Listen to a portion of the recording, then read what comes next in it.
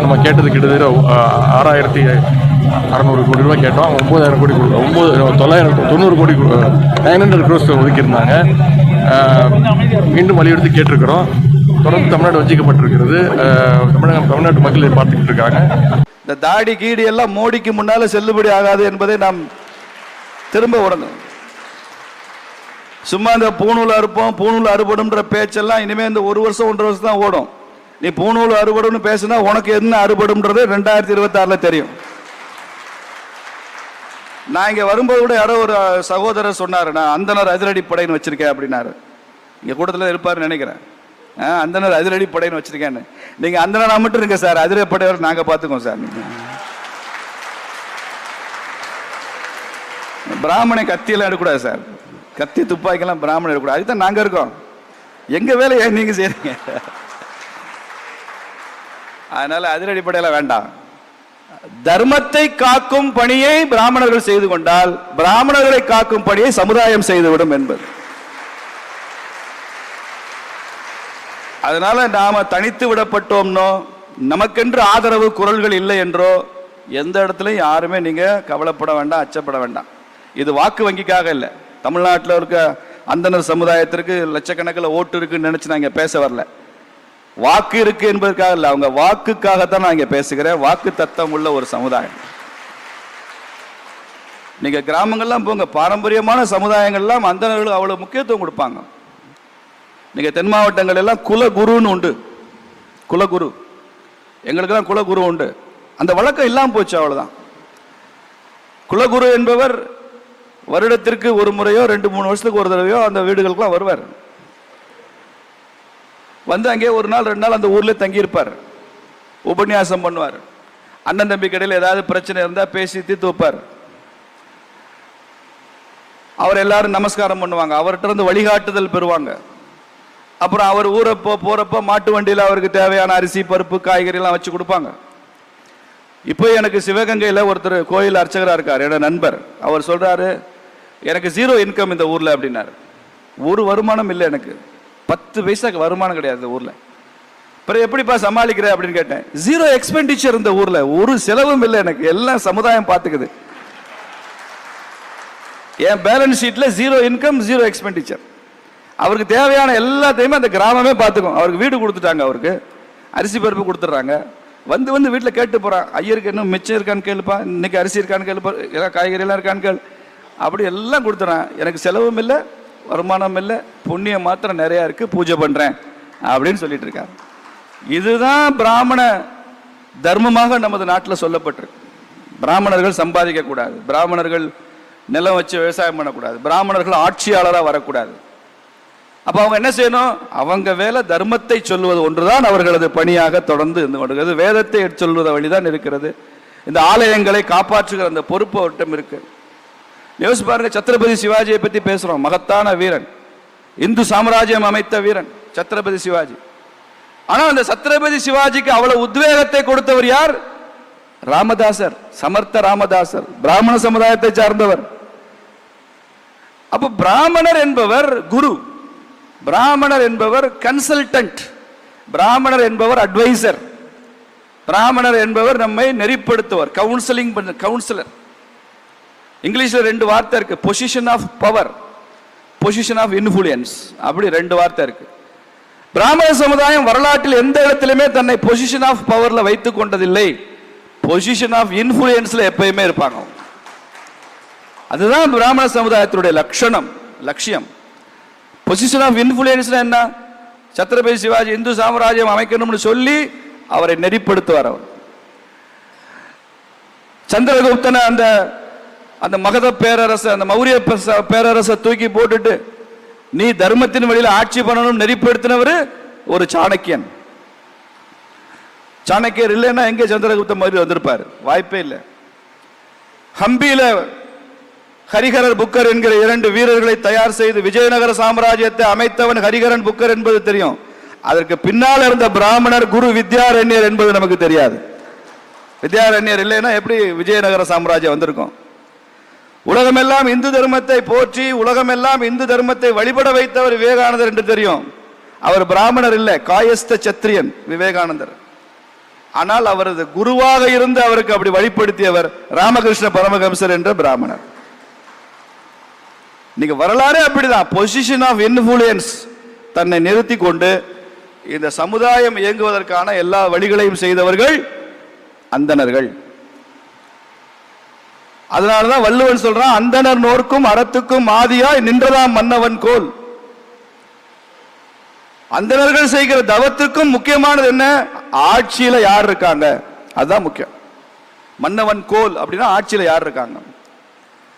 தமிழ்நாட்டில் அந்தணர்கள் என்ன தவம் செஞ்சாலும் இங்க அது ரொம்ப சிரமப்படும்.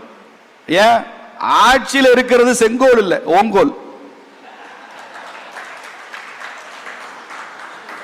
இங்க என்னைக்கு தாமரை ஆட்சி மலர்கிறதோ அன்னைக்கு நீங்க அரசியல் பத்தியே பேச வேண்டாம், நீங்க பாட்டு தர்மத்தை காப்பாற்றுற வழியை பாரு. இப்ப நம்ம இருக்கிறது ஆபத் தர்மம் தான்.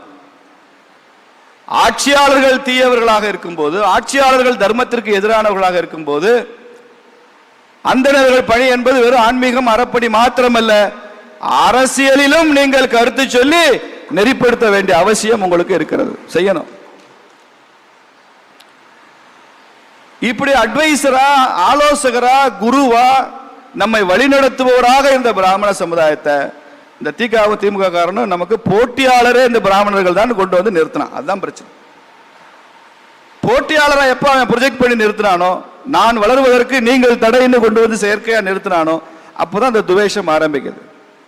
இவர் போட்டியாளர் இல்லைப்பா, எனக்கு உதவி செய்பவர், என்னை வழிநடத்துபவர், எனக்கான வழிகாட்டி என்கிற இடத்தில் இந்த சமுதாயம் இருக்கும் போது எந்த பிரச்சனையும் எப்போதும் வராது. மக்களுக்கு உண்மை தெரியும்ல, அவனுக்கு கண்ணால பாக்குறான்ல, எல்லாத்தையும் பாக்குறான்ல, இவங்க சொல்றது மாத்திரம் நம்புறது இல்லையில அவன்.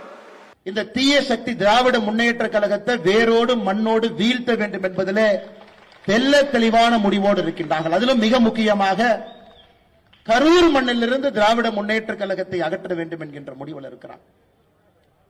நான் எப்பொழுதுமே சொல்லுவேன், திராவிட முன்னேற்ற கழகத்தினுடைய ஆட்சி எப்படி இருக்குது நாங்க ஐயா, ஒரு கல்லை குடித்த ஒரு குரங்கு நல்ல பனைமரத்து கல், ஒரு பனைமரத்து கல்லு, செம்பன் பனைமரத்தினுடைய கல்ல, நல்ல ஒரு பான கல்ல ஒரு குரங்கு குடிச்சிருச்சுங்க ஐயா.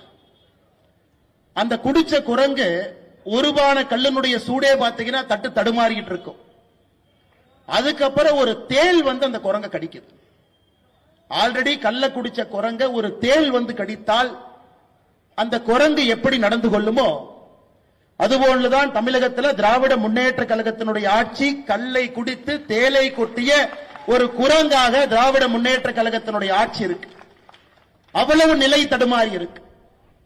என்னுடைய பேச்சில் இரண்டு பாகம் இருக்குதுங்க ஐயா. முதல் பகுதி, ஒரு விவசாயினுடைய மகனாக, இந்த மண்ணினுடைய மைந்தனாக, உங்களுடைய செல்ல பிள்ளையாக, எப்பொழுதும் மரியாதை கொடுத்து மரியாதை வாங்கி வளர்ந்த ஒரு சமுதாயத்தில் பேசக்கூடிய மனிதனுடைய பேச்சாக என்னுடைய முதல் பகுதி இருக்கும்.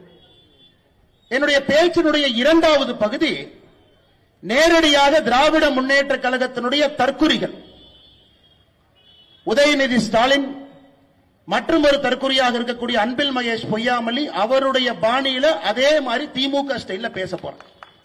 இதுவரைக்கும் எந்த மேடையிலே அதுபோல் நான் பேசியதில்லை. இன்று கரூர் மேடையிலே திராவிட முன்னேற்ற கழகத்துக்கு அவர்களுடைய பாணியில் எப்படி பேசினா அவர்களுக்கு புரியும் என்பதில் என்னுடைய இரண்டாவது பாதையினுடைய என்னுடைய பேச்சு இருக்குங்க ஐயா. அதனால பெண்கள் யாரும் என்னை தவறாக நினைக்க கூடாது. அரசியல் காலகட்டத்தில் அங்கே நின்று கொண்டிருக்கின்றோம். முல்லை சில இடத்துல முள்ளாலதான் எடுக்கணும். ஒரே பொய்ய திரும்ப திரும்ப சொல்லி குழந்தைகளுடைய எதிர்காலத்தோடு விளையாண்டு அவர்கள் மட்டும் நன்றாக இருக்க வேண்டும், நம்முடைய குழந்தைக்கு தரமான கல்வி கிடைக்கக்கூடாது, நம்முடைய குழந்தைகள் வாழ்க்கையில மேல வந்துடக்கூடாது என்பதில் தெல்ல தெளிவாக ஒரு அரசியல் கூட்டம், ஒரு குள்ளநெறி கூட்டம் தமிழ்நாட்டில் இருக்குதுங்க ஐயா. 60 ஆண்டு காலமாக தெல்ல தெளிவா இருக்கிறார்.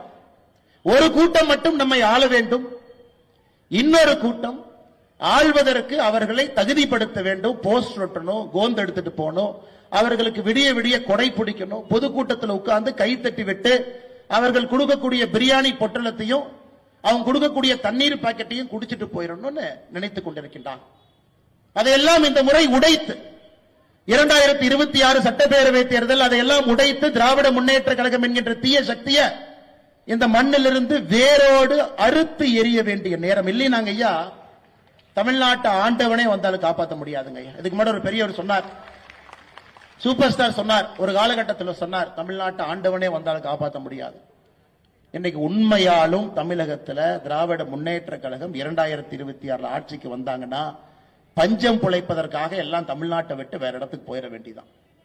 அந்த அளவுக்கு மோசமாக இருக்கிறது. அதனால் நம்முடைய தார்மீக கடமை, நம்முடைய உரிமை, இவர்களை ஆட்சி பீடத்திலிருந்து இறக்கி அதிகாரம் அப்படிங்கறத ஒரு பைசா கூட கையில கொடுக்காம வைக்க வேண்டிய கட்டாயம் நமக்கு இருக்குங்க ஐயா. இன்னைக்கு பட்ஜெட் விளக்க பொதுக்கூட்டத்தில் நின்று கொண்டிருக்கின்றோம். உலகத்தில் எங்கேயும் இல்லாத சாதனையை ஒரு தமிழ் பெண், திருச்சியை சார்ந்த ஒரு தமிழ் பெண் 11 முறை மோடி அரசு போட்டிருக்கக்கூடிய பட்ஜெட்டை ஒரு தமிழ் பெண் 8 முறை பாராளுமன்றத்தில் சரித்திர சாட்சியாக அந்த பட்ஜெட் அளிச்சிருக்கிறாங்க. யோசிச்சு பாருங்க, ஒரு தமிழ் பெண், நம்ம பக்கத்து திருச்சி, இங்க படிச்சவங்க, இங்க வளர்ந்தவங்க. மோடி அவருடைய ஆட்சியில ஒரு பெண் எந்திரிச்சு தமிழ் மொழியில திருக்குறளை பேசி ஒரு முறை அல்ல, 2 முறை அல்ல, 8 முறை கொடுத்திருக்கக்கூடிய பட்ஜெட். இதே ஒரு சரித்திர சிறப்புங்க ஐயா. இரண்டாவது, நமக்கு நேரம் இருந்து இந்த பட்ஜெட்ல என்ன சொல்லி இருக்கிறாங்கன்னு யாராவது பெரியவர்களுக்கு நேரம் இருந்து பாத்தீங்கன்னா, இந்த பட்ஜெட் எப்பொழுதும் நம்ம சொல்றோம் இது வளர்ச்சியினுடைய பட்ஜெட். ஆனா இங்க திராவிட முன்னேற்ற கழகம் பட்ஜெட் போடுறாங்க. அவர்களுடைய ஒரு பட்ஜெட் விளக்க கூட்டத்திற்கு முதலமைச்சர் ஸ்டாலின் அவர்கள் வந்தது கிடையாது. ஒரு மேடையில் முதலமைச்சர் ஸ்டாலின் அவர்கள், இல்ல நாங்க பட்ஜெட் இந்த மாதிரி போட்டிருக்கோம், 3 லட்சம் கோடி ரூபாய் எங்களுடைய பட்ஜெட், தமிழ்நாட்டில் பாருங்க இந்த போன்ற திட்டங்கள் எல்லாம் கொண்டு வந்திருக்கின்றோம், இதுவரை அவர் பேசியதில்லை. மேடை எதற்கு ஏறாருன்னா, மத்திய அரசு போட்டிருக்கக்கூடிய பட்ஜெட் சரியில்லை என்று சொல்வதற்காக மேடையின் மீது ஏறார்.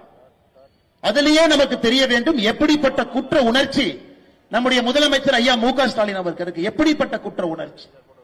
நம்ம ஆட்சிக்கு வந்த பொழுது 2014 காங்கிரஸ் 10 ஆண்டு காலம்